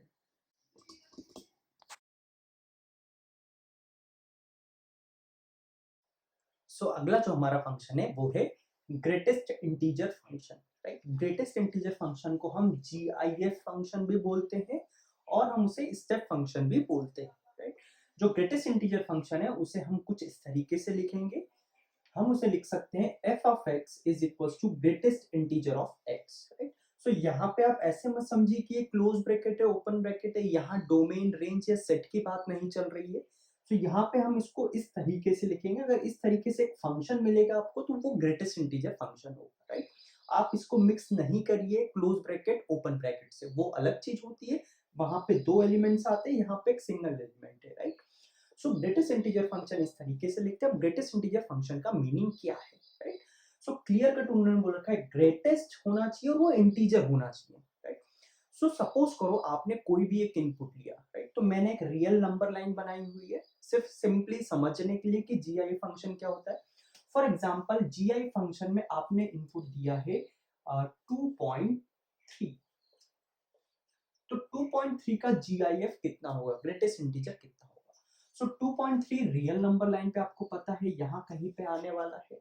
सो आपको करना क्या है, रियल नंबर लाइन पर लेफ्ट हैंड साइड जाना होता है। रियल नंबर लाइन पे आपको लेफ्ट हैंड साइड जाना होगा, राइट। तो मैं यहाँ लिख देता हूँ, आपको हमेशा लेफ्ट साइड ही जाना है, राइट। अगर आपने लेफ्ट साइड गए तो आपको पता है कितने सारे इंटीजर्स मिलने वाले हैं। आपको 2 मिलेगा, आपको 1 मिलेगा, आपको 0 मिलेगा, आपको -1 मिलेगा, आपको -2, -3, -4 और बहुत सारे आपको इंटीजर्स मिलने वाले हैं जब आप 2.3 के लेफ्ट हैंड साइड जाओगे। सो उन्होंने बोला है ग्रेटेस्ट इंटीजर होना चाहिए। इन सारे के सारे नंबर्स में सबसे बड़ा इंटीजर कौन होगा, तो आपको पता है वो क्या होने वाला है 2 के बराबर। इसका मतलब GIF ऑफ 2.3 कितना होने वाला है 2 के बराबर, राइट। सेम अगर हम एग्जांपल लेते हैं, अगर हमें इंटरेस्ट है 0.7 का GIF से, राइट। तो 0.7 नंबर लाइन पे कहाँ आता है, यहाँ कहीं पे आने वाला है। इसके लेफ्ट हैंड साइड आपको जाना होगा और जब आप इसके लेफ्ट हैंड साइड जाओगे तो आपको पता है 0, -1, -2, -3 ढेर सारे इंटीजर्स मिलने वाले हैं और इन सारे के सारे इंटीजर्स में सबसे बड़ा इंटीजर कौन होने वाला है 0। इसका मतलब इसका आंसर 0 आने वाला है, राइट। सो आपको इसको रटना नहीं है क्योंकि शायद अब आपका कुछ गलत हो जाए। अब हम जाते हैं -1.4 पर। अब आप देख सकते हो -1.4 यहाँ कहीं पे आने वाला है। सो इसके लेफ्ट हैंड साइड जब हम जाएंगे रियल नंबर लाइन पे, तो सबसे बड़ा इंटीजर हमें पता है -2 आने वाला है। सो -1.4 का जो GIF आने वाला है वो -2 आने वाला है, ना कि -1। कुछ बच्चे इसको -1 लिख देते हैं क्योंकि वो रट लेते हैं कि 2.3 का GIF होगा 2, 0.7 का GIF होगा 0, -1.4 का हो जाएगा -1। ऐसा नहीं होता है। कॉन्सेप्ट ये है कि आपको उस पॉइंट के लेफ्ट हैंड साइड जाना होता है रियल नंबर लाइन पे, और उसमें जो सबसे बड़ा इंटीजर मिलता है वही आपका क्या होता है, GIF फंक्शन। अब बात आती है, अगर मैं GIF पूछूं कि GIF ऑफ 3 कितना आने वाला है। अब 3 खुद में एक इंटीजर है, तो 3 के जब हम लेफ्ट हैंड साइड जाएंगे तो 3 को भी इंक्लूड करना है हमें, राइट। सो 3 जब एक इंटीजर है उसको भी काउंट करना है, तो उसके लेफ्ट हैंड साइड कौन कौन सा इंटीजर है, 3 को भी इंक्लूड करना है। 3 2 1, तो सबसे बड़ा इंटीजर कौन होगा, 3 खुद 3 ही होगा। सो ग्रेटेस्ट इंटीजर ऑफ 3 जो होने वाला है वो 3 के बराबर ही होने वाला है। सेम अगर मैं पूछूं -4 का GIF कितना होने वाला है, तो -4 ही होने वाला है, क्योंकि -4 को भी रियल नंबर लाइन पे जब आप लोगे तो आपको उसे इंक्लूड करना पड़ेगा, फिर उसके लेफ्ट हैंड साइड जाना पड़ेगा। सो हम ये बोल सकते हैं कि इंटीजर्स का GIF वही नंबर निकल के आ जाता है। पॉजिटिव नंबर का जो होता है GIF वो कुछ इस तरीके से आता है, और नेगेटिव नंबर का GIF कुछ इस तरीके से आने वाला है, राइट। सो इसे हम बोलते हैं ग्रेटेस्ट इंटीजर फंक्शन। अब हम इसको लिखने का तरीका ये कुछ होता है। अब हम इसका ग्राफ बनाने वाले हैं। तो सबसे पहले हम जाते हैं, जब हमारा इनपुट दैट मीन्स x का वैल्यू जब हमारा 0 से लेकर 1 के बीच के सारे नंबर होंगे, राइट। सो जब x की वैल्यू 0 से 1 के बीच के सारे नंबर होंगे, फॉर एग्जांपल 0.7, उसका GIF भी 0 आएगा। फॉर एग्जांपल 0.8, उसका GIF भी 0 आएगा। 0.88889, उसका भी GIF 0 आने वाला है। सो हम बोल सकते हैं 0 से लेकर 1 तक के सारे नंबर बीच का GIF कितना आने वाला है, 0। इसका मतलब जब हम इनपुट ये देंगे तो हमारा आउटपुट कितना आएगा, 0। क्यों होगा, आउटपुट आपको पता है हमेशा y एक्सिस पे आता है, और ये y एक्सिस का 0 वाला पॉइंट है। सो ऐसा कुछ होने वाला है। और आपको ये भी पता है जब हम इनपुट 0 देंगे उस टाइम पे आउटपुट कितना आने वाला है, 0। तो हमने 0 पर एक सॉलिड डॉट लगा दिया है। बट जब हम इनपुट 1 देने वाले हैं उस पर आउटपुट कितना आने वाला है, उस पर आउटपुट आपका 1 आने वाला है। इसका मतलब एग्जैक्टली 1 पर आपका आउटपुट 0 नहीं आने वाला है, तो हमने 1 पर क्या कर दिया है, ओपन, राइट। अब हम आते हैं 1 से लेकर 2 तक के सारे नंबर्स के बीच में। तो जब आप इनपुट दोगे 1 से लेकर 2 तक के नंबर्स, फॉर एग्जांपल 1.2 या 1.3, सबका आउटपुट कितना आने वाला है, 1 के बराबर। तो हम बोल सकते हैं जब हमने इनपुट 1 से 2 के बीच में दिया, हमारा आउटपुट ग्राफ ने कितना दिया, 1 के बराबर। तो y एक्सिस पर 1 आ जाएगा। जब हमने एग्जैक्टली 1 इनपुट दिया उस टाइम पे आउटपुट एग्जैक्टली 1 आ रहा है। सो 1 पे हमने क्या कर दिया, क्लोज। बट 2 पे हमें क्या करना पड़ेगा, ओपन करना पड़ेगा, क्योंकि 2 इनपुट पे आउटपुट आपका तुरंत का तुरंत 2 आने वाला है, राइट। 2 इनपुट पे 2। वैसे 2 से 3 के बीच में जितने भी नंबर्स होंगे उनका आउटपुट जो है वो 2 के बराबर आने वाला है, और 3 पे जो हो जाएगा वो ओपन आने वाला है। अब -1 से 0 के बीच के जो नंबर्स होंगे, -1 से 0 के बीच में कोई भी नंबर लीजिए, फॉर एग्जांपल -0.7, आपको पता है उसका GIF तो -1 आ जाता है। इसका मतलब इनके बीच के सारे नंबर्स का GIF कितना आने वाला है, -1। आउटपुट y एक्सिस पे आता है तो -1 आ जाएगा। 0 पर 0 आता है, इसका मतलब 0 पर -1 नहीं आ पाएगा, इसका मतलब यहाँ ओपन कर दिया, और -1 पे माइनस आएगा, इसका मतलब यहाँ पर क्लोज कर दिया। सो आप देखोगे आपका जो फंक्शन होगा वो कुछ इस तरीके से चलने वाला है, और आप इसको और भी ज़्यादा से आराम से बैठ के समझ सकते हैं, राइट। तो आप देख सकते हो ये एक स्टेप जैसे हो गया है, इसीलिए इस फंक्शन को हम बोलते हैं स्टेप फंक्शन। और आप देख सकते हो ये एक फंक्शन का भी ग्राफ होगा। अगर आप parallel to y axis line बनाओगे तो exactly one point of intersection आने वाला है, राइट। अगर हम इसकी डोमेन की बात करें, तो इसका डोमेन क्या होगा, मतलब इसकी क्या क्या x की वैल्यू हम रख सकते हैं, तो हमें पता हम सारी की सारी रियल नंबर्स इसमें इनपुट डाल सकते हैं। आप चाहो तो √2 भी डाल सकते हो। √2 का अप्रोक्सीमेट वैल्यू होता है 1.414, और उसका जो GIF आएगा वो 1 के बराबर आ जाएगा। तो सारे के सारे रियल नंबर जो है ये इनपुट जो है रखता है। बट अगर इसके रेंज की बात करें, रेंज मतलब y एक्सिस पे कौन कौन सी आउटपुट्स आ रहे हैं, तो मेरा ये कहना है क्या कभी वाई एक्सिस पे हाफ आउटपुट आ पाएगा? कभी नहीं आएगा। या तो आउटपुट आएगा 0 या डायरेक्टली आ जाएगा 1, कभी भी हाफ नहीं आ पाएगा। क्या कभी 1.5 आ पाएगा? नहीं आ पाएगा आउटपुट। क्या कभी आउटपुट इसका 1.3 आ पाएगा? क्या कभी जीआईएफ 1.3 आंसर दे पाएगा? नहीं दे पाएगा। तो इसका मतलब ये समझना है कि जीआईएफ तो हमेशा इंटीजर वैल्यू आउटपुट देता है, क्योंकि वो बोलता है कि ग्रेटेस्ट इंटीजर जो भी आ रहा है वो आउटपुट होगा। तो हम यहाँ से बोल सकते हैं कि इसका जो रेंज आएगा वो सिर्फ इंटीजर्स वैल्यू होगा, जिसको हम कैपिटल आई या कैपिटल जेड वाले सेट से डिनोट कर सकते हैं। सो ये रहा जीआईएफ के बारे में। इसके बारे में बहुत सारा पोर्शन है, बट एनसीईआरटी के हिसाब से हमने बहुत कुछ पढ़ लिया है।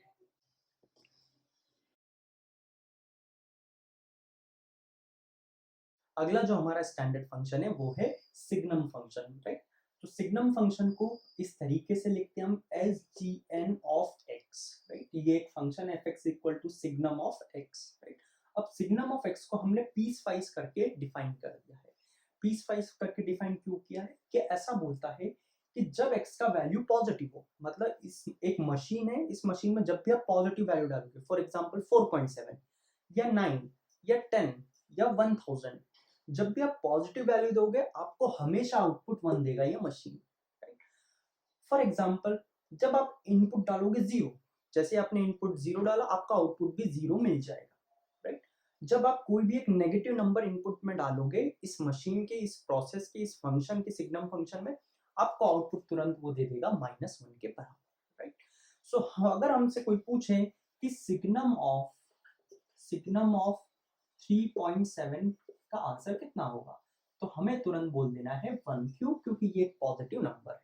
पॉजिटिव नंबर पे for x greater than 0 signum of x की वैल्यू बराबर कितनी हो जाएगी? 1 के बराबर, राइट। सिग्नम ऑफ -4.8 का वैल्यू कितना होगा? तो हमें आंसर देना है -1, क्योंकि जब x की वैल्यू लेस देन 0 होगी, दैट मींस जब x नेगेटिव होगा उस टाइम पे सिग्नम ऑफ x की वैल्यू बराबर हो जाएगी -1 के, राइट। अगर कोई हमसे पूछे सिग्नम ऑफ 7 कितना आने वाला है, तो आंसर हमारा होगा 1, क्योंकि वो पॉजिटिव नंबर है। सिग्नम ऑफ 0 कितना आने वाला है, तो सिग्नम 0 पर 0 वैल्यू दे देता है, राइट। तो ये है सिग्नम फंक्शन के बारे में। अब हम इसका ग्राफ पढ़ लेते हैं, राइट। सो इसका ग्राफ काफी आसान है हमारे लिए। सो ये रहा हमारा एक्स एक्सिस और ये हमारा हो गया वाई एक्सिस, राइट। सो ये हमारे एक्सिस होंगे। जब जब एक्स की वैल्यू आप पॉजिटिव दोगे, तो आपको पता है इनपुट पे positive value x positive line ये होती है, तुरंत आपको आउटपुट कितने मिलेगा? 1 के बराबर। तो हमेशा आपको आउटपुट कितना मिलेगा? 1 के बराबर, राइट। यहाँ एरो लगा दिया क्योंकि ये बाउंडेशन नहीं है, पॉजिटिव नंबर्स तो इनफाइनाइटली होते हैं, राइट। जैसे ही आपने इनपुट दिया 0, तो क्या आपको आउटपुट 1 मिलेगा? नहीं। सो 1 पे हमने कर दिया ओपन, बट 0 इनपुट देने पे आपको आउटपुट कितना मिल जाएगा? 0। तो यहाँ हमने कर दिया सॉलिड डॉट। जैसे ही हमने x की वैल्यू नेगेटिव लेंगे तो हमारा ग्राफ जो है तुरंत हमें आंसर दे देगा -1, राइट। सो -1 वाली लाइन बना दी हमने और -1 पे 0 पर हमने कर दिया ओपन। सो ये वाला आउटपुट है आपका -1। सो ये हमारा सिग्नम का ग्राफ बनने वाला है। अगर यहीं पे हम इसकी बात करें क्या ये फंक्शन है, तो आप देख सकते हो पैरेलल टू वाई एक्सिस बना के कि ये फंक्शन तो होने वाला है। इसकी अगर हम डोमेन सेट की बात करेंगे तो होगा इंटायर रियल नंबर, मतलब आप इसके इनपुट में कोई भी रियल नंबर आप दे सकते हो, √2 भी दे सकते हो, 1.47 बार भी दे सकते हो और 9 भी दे सकते हो, राइट। सो डोमेन तो इसका रियल नंबर होगा। अगर इसकी रेंज की बात करें, मतलब वाई एक्सिस पे क्या क्या वैल्यूज आ रही हैं, तो आप देखोगे वाई एक्सिस पे सिर्फ 1 आ रहा है, सिर्फ 0 आउटपुट आ रहा है और सिर्फ -1। ये तीनों ही एलिमेंट्स सिर्फ आ पा रहे हैं, सिर्फ 1, सिर्फ 0 और सिर्फ -1। इसके अलावा कुछ भी आउटपुट वाई एक्सिस पे आप देख सकते हो कुछ भी आउटपुट नहीं आ रहे हैं, क्योंकि ये डिस्क्रीट एलिमेंट है, इसलिए हमने इसको कर्ली ब्रेसेस के अंदर रख दिया।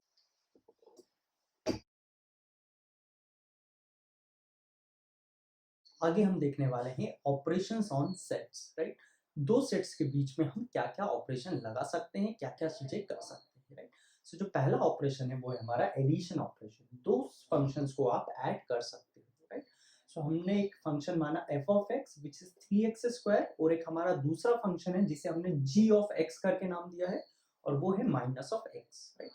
सो दो फंक्शन को आप ऐड कर सकते हो। आप कभी कभी इसको इस तरीके से भी लिख सकते हो f plus g of x, इसका भी मीनिंग यही है कि f और g फंक्शन को आपको ऐड करना है। तो जैसे आप नॉर्मल ऑपरेशन करते हो वैसे आप ऐड कर सकते हो। तो बनेगा 3x² plus minus of x। तो ये बन जाएगा 3x² माइनस x। तो ये आपका फंक्शन हो गया f plus g of x, right. जो दूसरा है f(x माइनस gx), दो फंक्शन को आप सब्ट्रैक्ट भी कर सकते हो। आप कभी कभी इसको ऐसे भी लिख सकते हो और ये बन जाएगा 3x² प्लस x के बराबर। अगर आप इनको सब्ट्रैक्शन करोगे तो आप देखोगे आपको ये कुछ मिलने वाला है। आप दो फंक्शन को मल्टीप्लाई भी कर सकते हो और आप इसे लिख सकते हो f into g of x। इसका मतलब है इन दोनों फंक्शन का आपस में क्या हुआ है, मल्टीप्लाई। जब आप इन दोनों फंक्शन को मल्टीप्लाई करोगे तो आपको -3x³ मिल जाएगा। ये एक नया फंक्शन आपको मिलने वाला है। सो ये आपको नए नए फंक्शंस मिलने वाले होंगे। आप दो फंक्शन को डिवाइड भी कर सकते हो। सो आप सिंपली इसे इस तरीके से लिख सकते हो, राइट। सो ये मिल जाएगा आपके पास। इन दोनों फंक्शन को जब आप डिवाइड करोगे तो माइनस ऊपर आ जाएगा, ये बन जाएगा 3 of x, right. So -3x एक नया फंक्शन मिल गया जब आपने इन दोनों फंक्शन को क्या किया है, डिवाइड। सो ये रहे आपके ऑपरेशंस ऑन फंक्शन। और भी कुछ ऑपरेशंस होते हैं फंक्शन के, वो हम 12th क्लास में पढ़ने वाले हैं।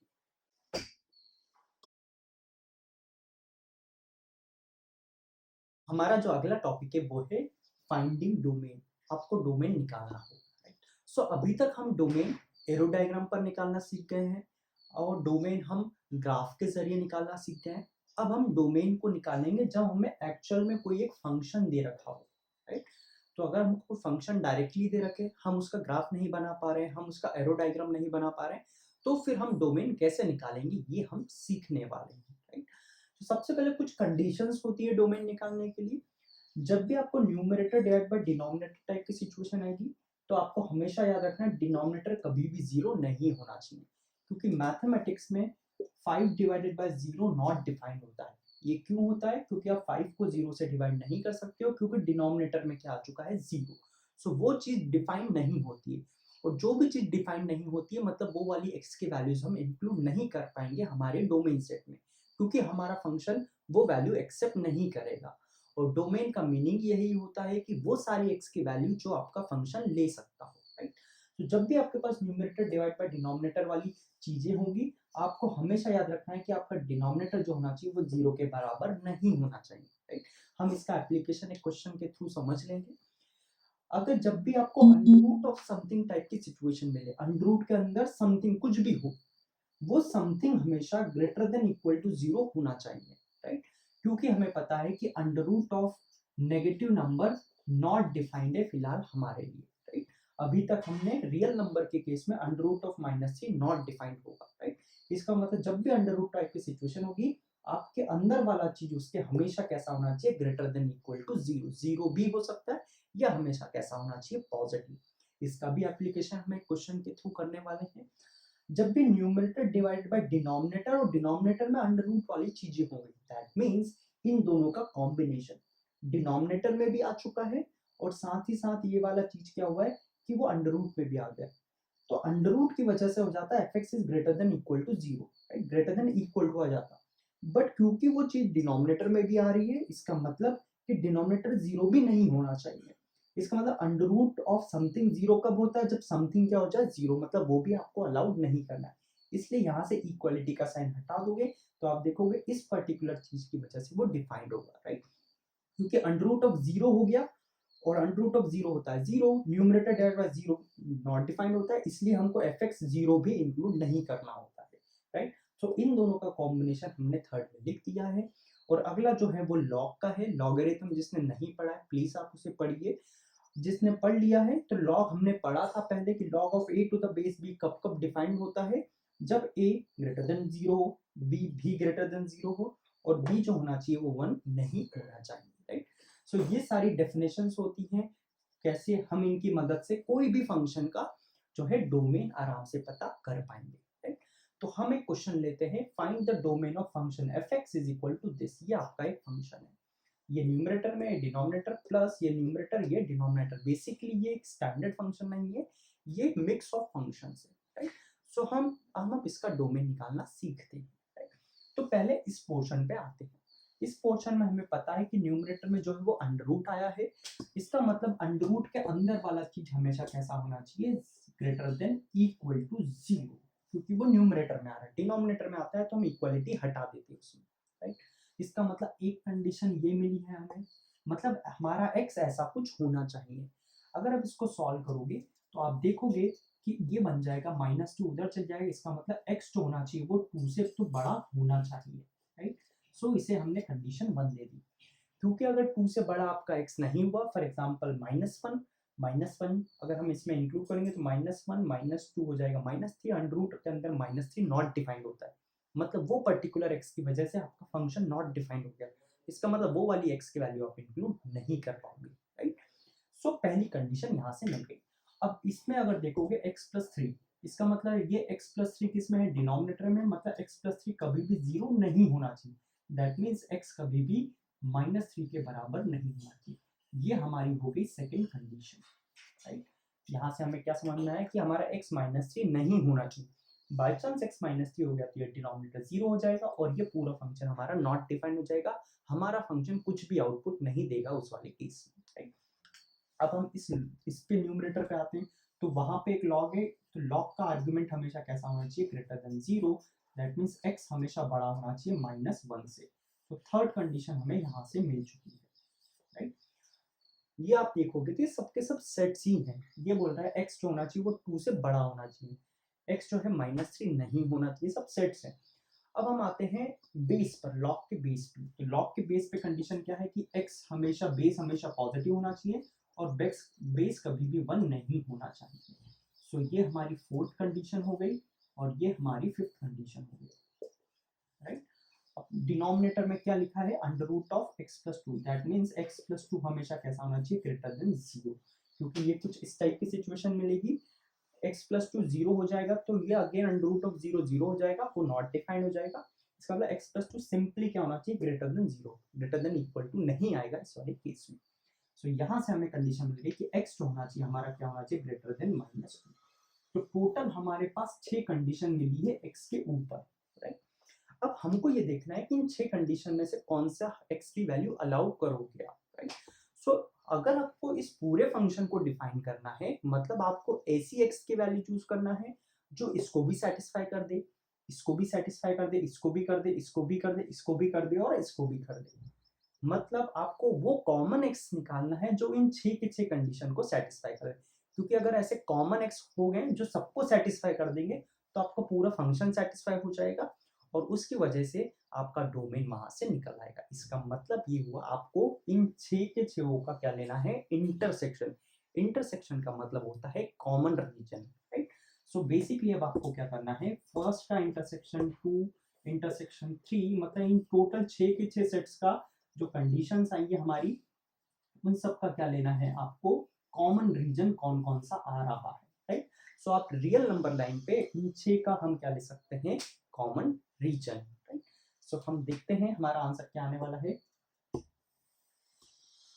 सो सबसे पहले है कि x जो होना चाहिए वो 2 से बराबर या उससे बड़ा होना चाहिए, तो हमने x जो होना चाहिए हमारा कुछ ऐसा होना चाहिए, हमने ये रियल नंबर लाइन पे प्लॉट कर दिया, राइट। अब हमसे बोल रहे हैं कि x जो होना चाहिए वो 3 नहीं होना चाहिए, -3 नहीं होना चाहिए, सो -3 यहाँ से नहीं होना चाहिए, इसका मतलब -3 को छोड़ के बाकी सारी x की वैल्यू अलाउड है। सो ये हमने जो है हमारा सेकंड कंडीशन प्लॉट कर दिया है, ये सेकंड कंडीशन हो गया, ये फर्स्ट कंडीशन हो गया, राइट। थर्ड कंडीशन क्या है हमारा, x जो होना चाहिए -1 से बड़ा होना चाहिए, सो -1 इधर कहीं आने वाला है, सो हमारा x जो होना चाहिए -3 से क्या होना, -1 से क्या होना चाहिए, बड़ा, सो -1 इंक्लूड नहीं किया है, उससे बड़ा होना चाहिए, ये हमने इंटरवल्स में पढ़ा हुआ है, right?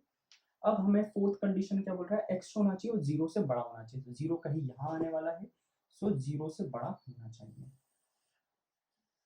राइट।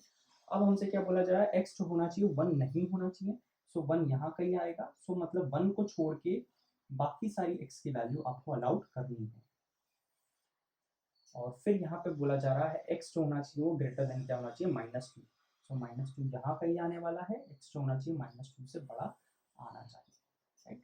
सो आपने 6 के 6 कंडीशन को प्लॉट कर दिया है। अब आप देख सकते हो इसमें कौन कौन सी x की वैल्यू अलाउड होगी 6 के 6 कंडीशंस के लिए। अब देखोगे कि अगर इन 6 का हम इंटरसेक्शन लेंगे तो हमें जो फाइनल आंसर मिलेगा वो मिलेगा x should be greater than equal to 2। यही सिर्फ एक ऐसा अकेला कॉमन रीजन आप देखोगे तो यही सिर्फ कॉमन रीजन आ रहा है 6 के 6 केस में, राइट, कि x आपका कैसा होना चाहिए, ग्रेटर देन 2। इसका मतलब आप 2 से बड़ा या उसके बराबर कोई भी नंबर लीजिए, आपके हर एक जो है फंक्शन ये डिफाइन हो जाएगा। इसका मतलब ओवरऑल फंक्शन जो है आपका क्या हो जाएगा, डिफाइन। इसका मतलब ये आपका क्या हो जाएगा, डोमेन से। That means x belongs to 2 से लेकर इंफिनिटी, और हमें पता है x ही हमारा क्या होता है, डोमेन। सो ये हमारा डोमेन आ चुका है 2 से लेकर इंफिनिटी इंक्लूडिंग 2।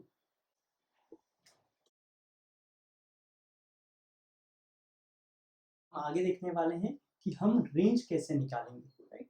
सो रेंज निकालना अभी तक हमने एरो डायग्राम पे सीखा हुआ है, रेंज हमने ग्राफ पे निकालना सीखा हुआ है, हमें पता है वाई एक्सिस पे आती है रेंज। और तीसरा हम अब रेंज निकालना सीखेंगे जब हमें डायरेक्टली फंक्शन दे दिया गया होगा, राइट। ये एक स्टैंडर्ड फंक्शन नहीं है, बट ये मिक्स ऑफ फंक्शन है कुछ, राइट, एडिशन सब्ट्रैक्शन करके कुछ न कुछ आपको नया फंक्शन बना के दिया गया है। अब आपको इसका रेंज निकालना है, राइट। सो रेंज निकालने का बहुत सारे तरीके होते हैं, हम उसमें से एक तरीका पढ़ने वाले हैं जो कि हमारे एनसीईआरटी में काम आने वाला है, और उसे उस मेथड को हम बोलेंगे इनवर्स मेथड। इनवर्स मेथड की मदद से हम रेंज कैसे निकालने वाले हैं, राइट। तो आइए हम इसको समझते हैं एक एग्जांपल से, राइट। अब हमें पता है कि एफ एक्स सी क्या होता है, वाई के बराबर होता है। तो हमने क्या कर दिया, एफ एक्स को वाई के बराबर लिख दिया है, और हमारा जो फंक्शन है उसको हमने इस तरीके से कुछ लिख दिया। अब रेंज अगर मैं पूछूं इस फंक्शन का डोमेन क्या है, सो डोमेन हमें पता है कि डिनोमिनेटर जीरो नहीं होना चाहिए। इसका मतलब x minus three not equal to zero, that means x is not equal to three, right. x 3 नहीं होना चाहिए, बाकी सारी x की वैल्यू आपके डोमेन सेट में आ जाने वाली है, राइट। अब यहीं पे अगर आपसे रेंज पूछे तो रेंज आपको पता है रेंज क्या होती है, y की वैल्यूज होती है। ये इंपॉर्टेंट है, रेंज क्या होता है, y की वैल्यूज, राइट। सो y की वैल्यूज कैसे निकाला जाए यहाँ से, सो आपको क्या करना होता है, आपको x in terms of y लेके आना पड़ता है, राइट। और जैसे ही आपका x in terms of y आ जाता है, आप फिर उस वाले फंक्शन का क्या निकाल लीजिए, डोमेन, राइट। सो अभी हम सीखने वाले हैं इनवर्स मेथड में हम क्या करेंगे, x in terms of y लेके आने वाले हैं, और फिर डोमेन निकाल देंगे हम, डोमेन राइट हैंड साइड का हम डोमेन निकाल देंगे, तो हमारा जो रिजल्टेंट आएगा वो हमारा रेंज आ जाएगा, राइट। सो सबसे पहला चीज है x in terms of y लाना। x in terms of y का मतलब है कि लेफ्ट हैंड साइड सिर्फ एक x आना चाहिए, और राइट हैंड साइड जो भी आए वो सब कुछ y में आना चाहिए, राइट। सो x अगर हमें लाना है तो हम क्रॉस मल्टीप्लाई करते हैं, सो हमें मिल जाएगा x into y minus three y is equals to x plus two, right. हमने कुछ नहीं किया, क्रॉस मल्टीप्लाई किया। अब हमें लेफ्ट हैंड साइड x लाना है, सो x एक इसमें आ रहा है और एक इधर आ रहा है, तो हम सारे x को लेफ्ट हैंड साइड लेके आ जाते हैं। सो बनेगा x माइनस एक्स, और बाकी सारी चीजों को हम राइट हैंड साइड शिफ्ट कर देते हैं। ये हमने क्यों किया है, क्योंकि हमें x को लाना है इन टर्म्स ऑफ y। सो सिर्फ एक ही x आना चाहिए लेफ्ट हैंड साइड। अब x के सारे वाले पोर्शन इधर है, बाकी सबको आपने राइट हैंड साइड कर दिया है। अब आप देख सकते हो x यहाँ से आपका कॉमन आ जाएगा, सो ये बनेगा y minus one is equal to three y plus two, और यहाँ से x ये पूरा पोर्शन डिवाइड में आ जाएगा, सो ये बनेगा three y plus two whole divided by y minus one. I hope आपको यहाँ तक समझ में आया होगा। अभी तक हमने x in terms of y लेके आए हैं, सो ये रहा हमारा x, ये इन टर्म्स ऑफ y आ चुका है, राइट। आप देखोगे राइट हैंड साइड सब कुछ आपका जो है वो y में है। अब हमें क्या करना है, हमें राइट हैंड साइड का क्या निकाल देना है, डोमेन। जैसे हम डोमेन निकालते हैं वैसे ही हम डोमेन निकाल देना।